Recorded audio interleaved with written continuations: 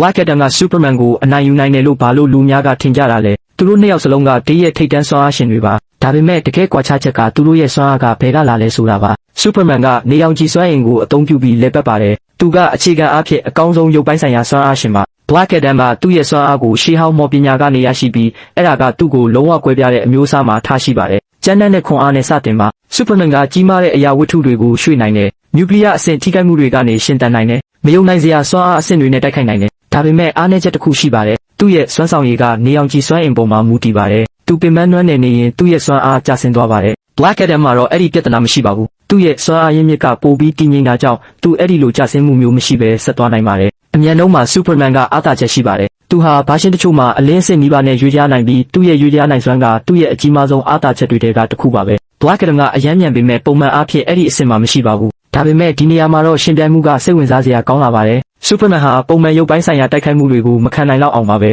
ဒါပေမဲ့မော်ပညာကသူ့ကိုလူတွေထင်ထားတာထက်အများကြီးပိုပြီးနာကျင်စေနိုင်ပါတယ် Black Adam ဟာအခြေခံအားဖြင့်မော်ပညာပေါ်မှာတည်ဆောက်ထားတာပါဆိုလိုတာကသူဟာအားကောင်းယုံနေမကပါဘူး Superman အများစုနဲ့ရုန်းကန်နေရတဲ့စွမ်းအားမျိုးကိုလည်းတည်ဆောင်ထားပါတယ်ဒါကြောင့်ဒါကတယောက်ကတခြားတယောက်ထက်တရားစပိုအားကောင်းတာမဟုတ်ပါဘူး Matchup logic နဲ့ပဲပိုသက်ဆိုင်ပါတယ် Superman ဟာရုပ်ပိုင်းဆိုင်ရာတိုက်ခိုက်ရေးသမားအားလုံးထက်သာလွန်ပါတယ်ဒါပေမဲ့ Black Adam မှာသူ့ကိုဓာတ်ရိုက်တံပြန်နိုင်တဲ့စွမ်းအားမျိုးရှိပါတယ်ဒီလိုတိုက်ပွဲမျိုးမှာအားသာချက်ကခွန်အားလိုပဲအရေးကြီးပါတယ်